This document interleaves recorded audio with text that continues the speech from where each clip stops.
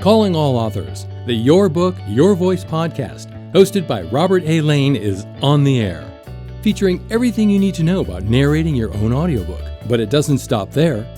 From special guests, including authors and professionals from the book industry, to sharing tools and techniques needed to be a confident and compelling narrator. The journey starts now.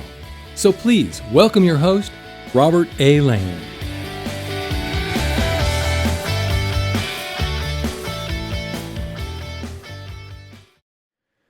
And welcome to the Your Book, Your Voice podcast. Thank you so much for tuning in. I'm Robert A. Lane, and what I really love about doing this podcast, I know we talk about the audiobook world, but we also talk about the book profession and having book professionals on as guests. But what really excites me is when I have authors like yourself on to talk about your book and talk about your audiobook and to share your memoirs, your journey, your coaching program, whatever it is you do as an author.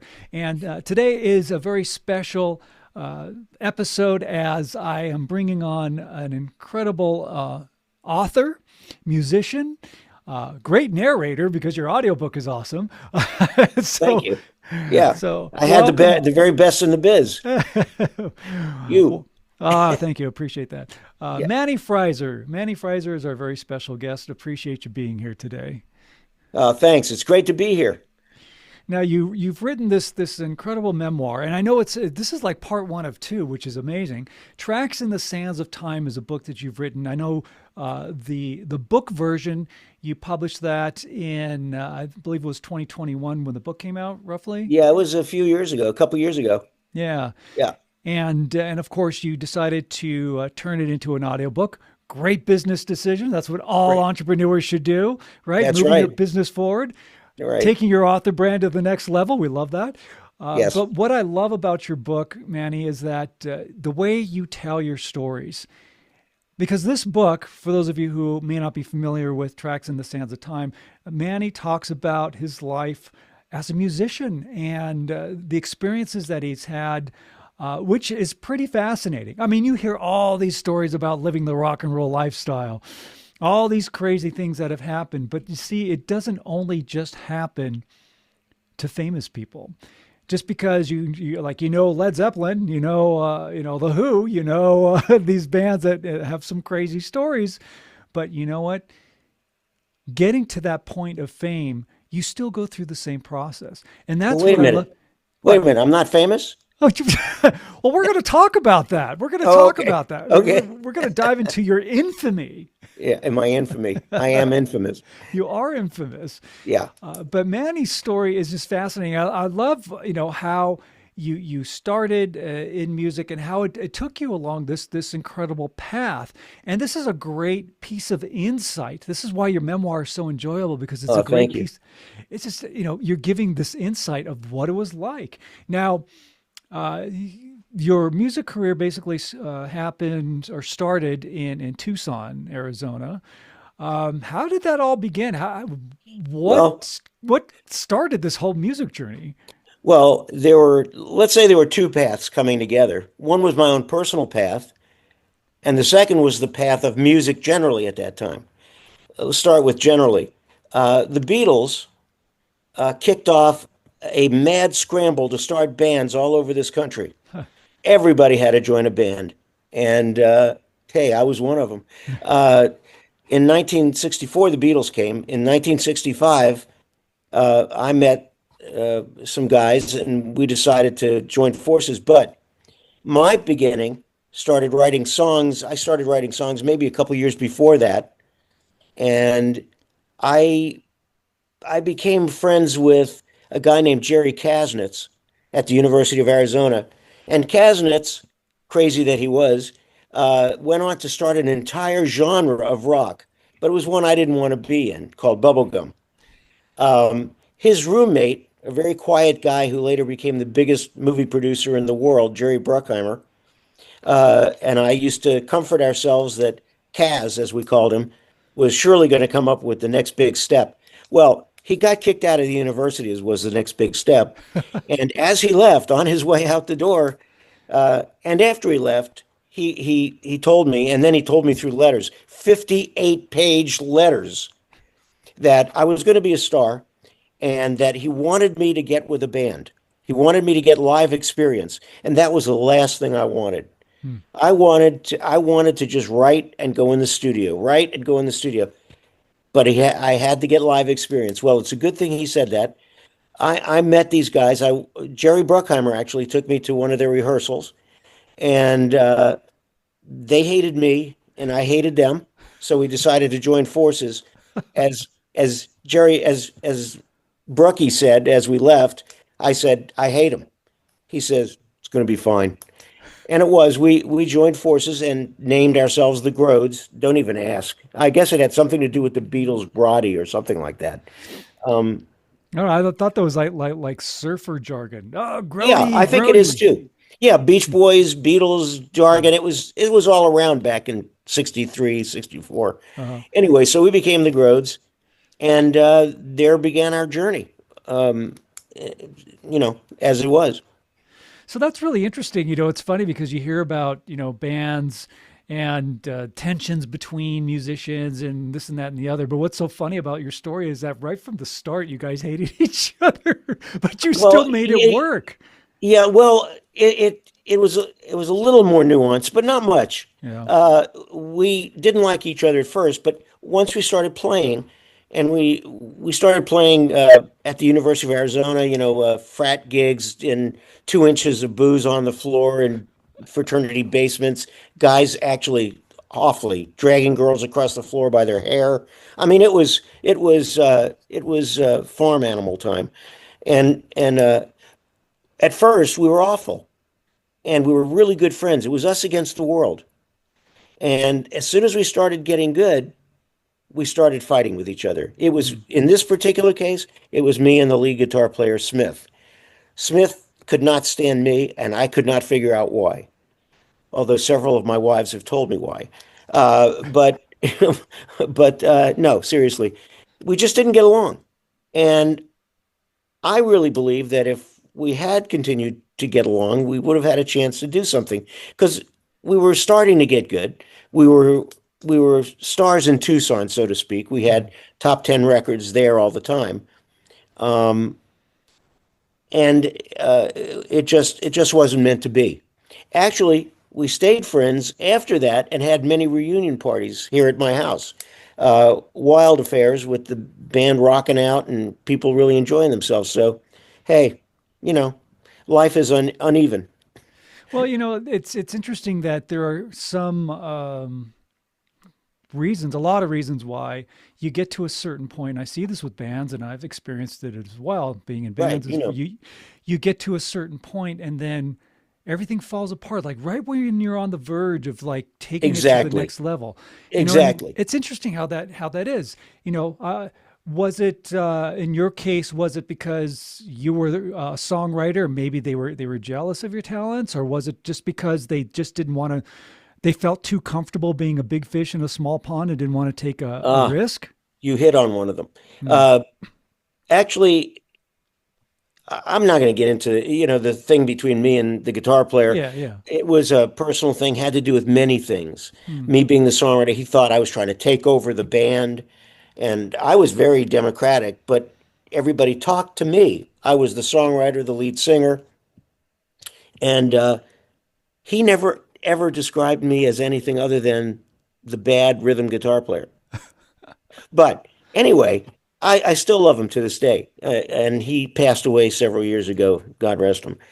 But what happened was two basic things. One, Patty. She joined the band right near the end, and she and I started to have feelings for each other. And that combined with our desire to go to LA, which is we only thought was our real only chance to do Hmm. it.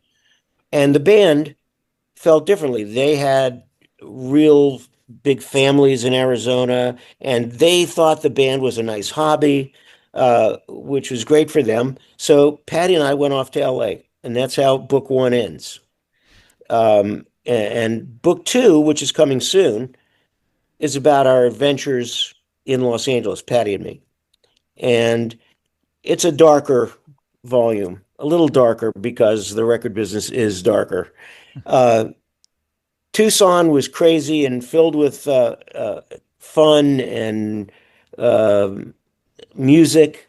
Just really, when I think back to that time and boil it down in my head, I am I am singing. The band is flying like a rocket ship, and I'm in front of it, singing Gloria or or some other song of that tempo, and people are just dancing and going crazy. That was the essence of the Grodes, except for our records, which uh, turned out later, found out 2 decades later, I found out anyway, that our record had become, our music had become important. Uh, that the scene, the rock scene in Tucson in the mid 60s, which there were scenes in every city around the country, Sure. but that scene had become a fairly important one based on a couple of songs I wrote. One of them was Let's Talk About Girls, which boils down the philosophy of my life. And then another one called Cry a Little Longer, which is basically what happened to me when I tried to implement the first song. So so those two songs became underground cult classics, so to speak, which in my mind just meant that they weren't big hits. But they actually are considered fairly important. I've seen recordings of them by bands from around the world. I've seen videos, live videos. So that's what happened. And I'll tell you if you want, I'll tell you how I found out about it. Yeah. Yeah, It that would be interesting because, like people feel like they pour their heart and soul into doing something and then they're like, I didn't reap the rewards that I thought I was going to get. But you know what? Sometimes it takes a little time. well, it sure does. We recorded a song called Let's Talk About Girls in 1967, and where we always were top 10 in Tucson, that record didn't do anything. It crawled to number 37 Huh. and it was gone. The next thing I know, our the DJ who was the local DJ who was our co-producer asked me, "Would you like the Standells to record your song?" Well, the Standells were quite famous at the time for a song called "Dirty Water," Sure. and I said, "Sure." I was depressed about the whole thing, and so I signed over the publishing, and that was the end of it. That's 1967. In 1980, I was walking across the lot at A&M Records where I was an executive, and a new guy came up to me and said, "Are you the Manny Freiser?" And I said, "Do I owe you money?" He said, "No, you don't know about this, do you?" I said, "No." The next morning, he brought me an album called Nuggets of the Psychedelic Era, which is, I've looked it up since. Rolling Stone listed it at one point as the number 195th most important album ever. Wow. Nuggets of the Psychedelic Era. And there was my song being performed by a group called the Chocolate Watch Band. I came to find out that the Standells producer produced another band called the Chocolate Watch Band. And when the Standells supposedly recorded it and then broke up, he gave it to the Chocolate Watch Band. So there it was, 15 years later, I find out and I go looking for the money for it, of course. And I call the record labels and they go, "We don't owe you anything. It didn't sell." And I called everybody I could think of, including one English company that was what's called a sub-publisher. They were the publisher for England. And they said, "Those guys are lying to you because I've got big numbers here just in England. I'll Mhm. send you the computer printout." After that, we cornered them. I finally got paid. Oh, But the most important thing by far is that some people liked the yeah. songs. Well, it's really interesting because the Standells, um, when I was working in radio, I worked with, I believe it was the bass player's son Oh, from the really? Stand. Yeah, he goes, yeah, my dad was in this band called the Standells. Yeah, this hit called Dirty Water. And I see him on that Munsters episode too. The Oh, Standells were, right, right, right. Well, it's funny because it's a very small world in rock and roll. yeah, I yeah, mean, you and I have talked, and we both know people who knew people who know the people, and we know the same people, and it's very, very interesting. It's trying to make it in rock and roll is kind of like a wimpy version of being in the army in a battle. It really is. you become brothers in arms because the fight is hard to try to make it. It's probably that way in every business, but particularly in rock and roll, I think back to the times I had with those guys struggling, and that was the formative part of my life. Those were the 10 years in Tucson from me being 20 to 30, let's say. I was 20 in 1964. So, I mean, but those were the years that made me who I am today. So if you're looking for someone to blame, you can blame those years. So, but that's pretty much my story. So, and I'm sticking with it. And you're sticking with it. So you've had some really interesting experiences, and I think any musician needs to listen to your audiobook because, again, I love the way you present your story, the way you talk, and I find it very engaging. Thank you. The book is, it's a pretty sizable book, but the thing is, you don't feel like it's this huge long thing. It's thank like you. Yeah. When the story ends, it's like, what? Wait, what's next? And I'm glad you're doing volume 2 of your book because we got to hear we got to hear what's going on with the rest of your story. But you've done some pretty amazing things, and I think if anything that a musician who may be an author as well, listening to this podcast, is tenacity and resilience. Well, I have to mention a book I just read because it's very parallel to mine. I just finished reading Mike Campbell's book, The Heartbreaker, about being in Tom Petty and the Heartbreakers. And before those guys made it, that's the big difference. But before they made it, we led parallel lives, the Grodes and the Heartbreakers. They were in Florida and we were in Arizona. But it's a very similar experience. Those bands at that time fighting to do it, And I mean, he had the same kind of gigs, had the same kind of issues, same kind of social issues, same kind of stuff. So it's really fascinating to me to do that. I didn't think I could write a book. I'm used to writing 2.5 minute, 3 minute, 3.5 minute songs. And to write a book, I said, no. But what I did always was tell my stories. I mean, I told my stories to the people close to me till they've heard them 4 or 5 times. And they said, why don't you just go write it down somewhere? Write it down. My dad used to say that. Shut up and write it down. Well, I did. I have even dedicate the book to him and mention that, I finally wrote it down. I got you. But he beat me out because he died and got away from it anyway. But sorry, Dad. But they were just stories. And so I started writing down a few of the stories I liked. And then I wrote down a few more. And then I wrote down a few more. And this is what happened. It's a book of episodes. Yeah. Yeah, that's a good way of describing it. Yeah. And again, I highly recommend all of you listening to pick up Tracks in the Sands of Time, whether you get the book version, definitely get the audiobook version to hear Manny tell his story. Again, coming from the source, it doesn't get any better than that. Oh, thank you. And there are, you got some great stories. You got some great stories playing at the fraternities. You got these funny stories, these great stuff. This is what I'm talking about, living the rock and roll lifestyle. And I lived through it. You got these great stories and lived through it. Yeah. About going to Mexico, which I'm not going to say anything more about that because you have to listen to the story. Don't get me started. Yeah, there's this other great story about your first guitar and the demise of that wonderful piece of gear.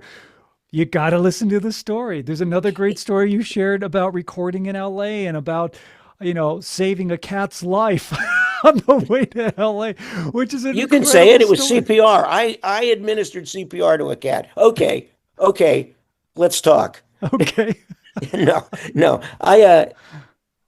It was a dying cat. It was our cat. We were on the way to LA. It was the middle of the night. We were in the mountains somewhere. And there I am giving mouth to mouth to a cat when I notice a trooper's face in the window.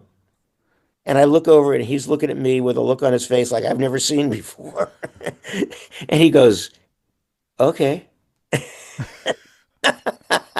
And my ex-wife yells, "You saved him!" And the cop goes, "You really are a hero, aren't you?"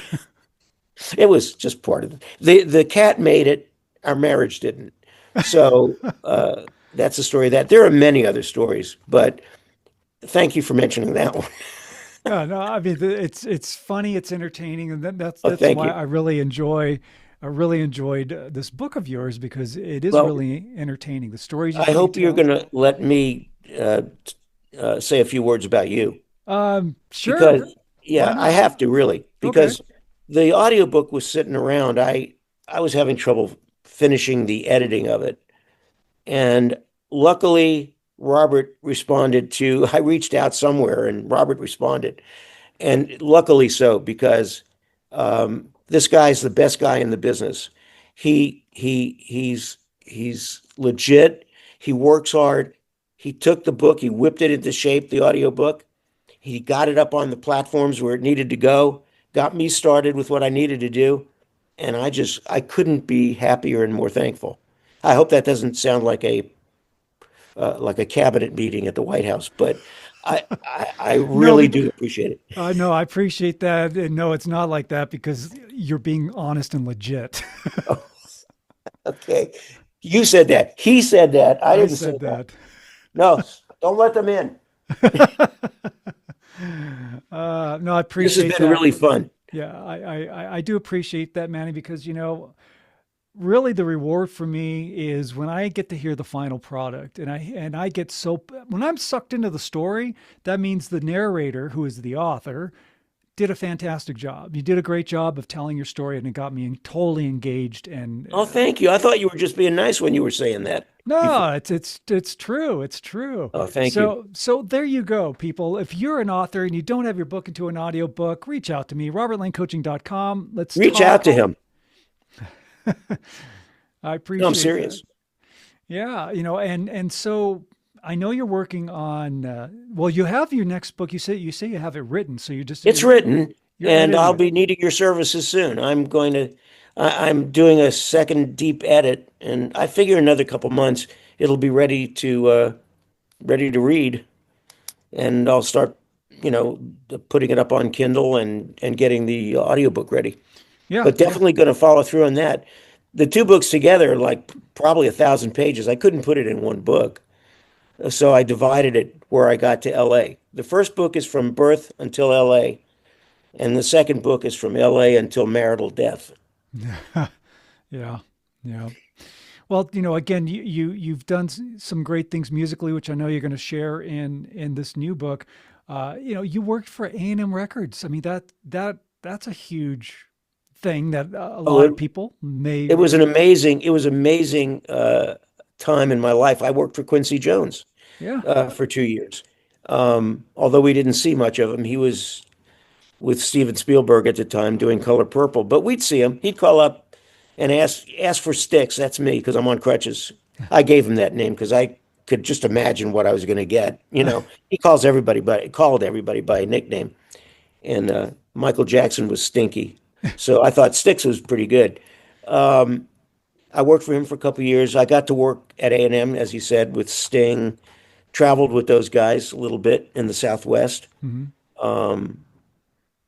and worked with my favorite artist there, just in terms of the nicest guy in the world, was Frampton, Peter Frampton, and we became pretty good friends. He gave me a personally signed guitar of his that was later stolen, but the uh, but the intent still lives. That was Yeah. great. Yeah. One of the great experiences of my life was being with Peter when he received his star on Hollywood Boulevard. You just had to be there, and they had to clear the crowd. They yelled at us to get into the car quick. We got into the limo, and sure enough, Peter comes flying out and into the back of the limo, and the driver says, "Doors locked, windows up. We're pulling away." And I thought, this is my chance to be in the Beatle movie. I mean, it was just like it. And Peter sitting in the back with his mom and dad, and I swear to you, he says, "Look at this plaque they gave me. Isn't that nice of them? They gave me a little plaque too." And his mother says to him, "Now, Peter, you put that in a nice frame." Moms never change. They never Anyway, change. lots of stories, lots of stories. They go on forever. You Yeah, and I trade stories till until the sun goes down. Oh, yeah. No, and that's the whole point. And this is like, again, the point of having you on and having you talk about this is that, there's a lot of musicians out there who base their success on it's fame or fortune or nothing. And that's not what it's about. It's about the journey. It's about the experiences. I mean, look, right? You guys, as with the Groves, you worked and practiced and got to a level where you guys were getting on the radio. You were a professional. It's the same way you talk about Mike Campbell. Same thing. These guys had to work at it. Look at the Beatles. How they spent all that time in Hamburg to hone their craft before they came back to the UK and were still turned down. Somebody who knew them then said, I just read it the other day, said that when he met them and they moved and breathed as one person. That's how rehearsed and ready they had gotten. But yeah, the super success is not going to happen to most people. So if you want to stay alive and enjoy your life and have a good life, you have to be happy with the process. You have to be, and I'd say that in anything. Yeah, yeah. Because even if you do reach that destination, that's a point in time. That's a point. Mm-hmm. But what about all the rest of it? Yeah. So if you can, it's good to look on the journey as very important. And I think I had a good journey. I had quite a good flight. It's a great piece of advice for anybody, especially as a creative, and those of you who are listening who are authors, you are on this journey. Writing your book was a journey. It doesn't need to be a #1 New York Times bestseller. No. Can I tell you something about that? Yeah.